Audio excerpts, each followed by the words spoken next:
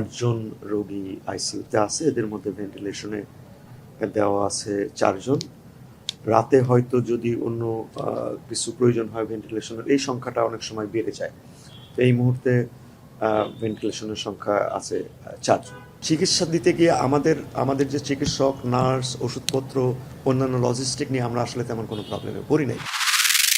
আমাদের যারা কোমল মজিদ অবশ্যই তাদের প্রকৃত অবস্থা জানানো হবে। কতজন শহীদ হয়েছেন, কতজন আহত হয়েছেন অবশ্যই জানানো হবে। আমরা মেনে নিয়েছি, এখানে কন্ট্রোল রুম স্থাপন করা হবে, ঘন্টায় ঘন্টায় আপনাদেরকে আপডেট জানানো হবে। এছাড়া আপনারা আপনাদের সাথে যেই বাহিনীরা খারাপ ব্যবহার করেছে, সরকারের পক্ষ থেকে আমরা ক্ষমা চাচ্ছি এবং এই ব্যাপারে আমরা উপযুক্ত ব্যবস্থা গ্রহণ করব।